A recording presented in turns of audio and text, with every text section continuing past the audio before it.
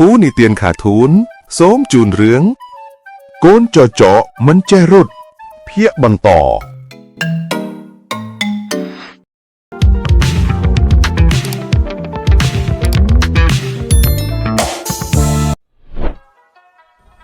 ហើយគាត់ក៏បានចេញទៅរកចំណីដូចរដងទៅ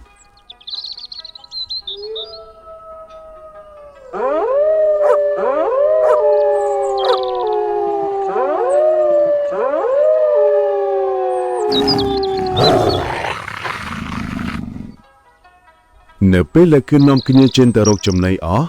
កូនចចកគឺនៅក្នុងបុរីឋានតែម្នាក់ឯងឯកាអង្គុយចាំមើលថា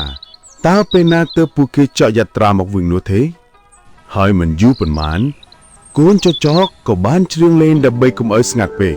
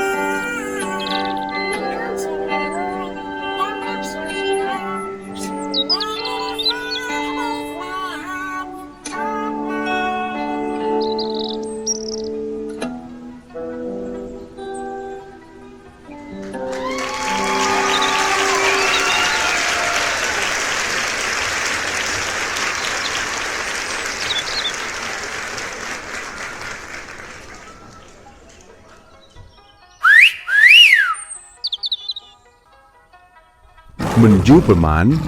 ក៏លឺទៅដល់សត្វខ្លាកំណាតមួយក្បាលដែលនៅព្រៃក្បែរនេះកំពុងតែដើររកចំណី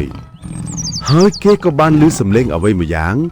ដែលជាសំឡេងដែលកូនចចកកំពុងតែច្រៀងលេងកំសាន្តសំឡេងអ្វីមកពីណាដូចជាច្រៀងបទវណ្ដាឯងកំពុងតែឃ្លានផងចំណីនៅក្បែរនេះសិនណានៅពេលដែលដឹងថាមានចំណីរបស់ខ្លួននៅក្បែរនេះខ្លាកំណាតនោះក៏បានធ្វើដំណើរមករកកូនចចកដើម្បីបានញ៉ាំជាអាហារពេលរាត្រីរបស់គេ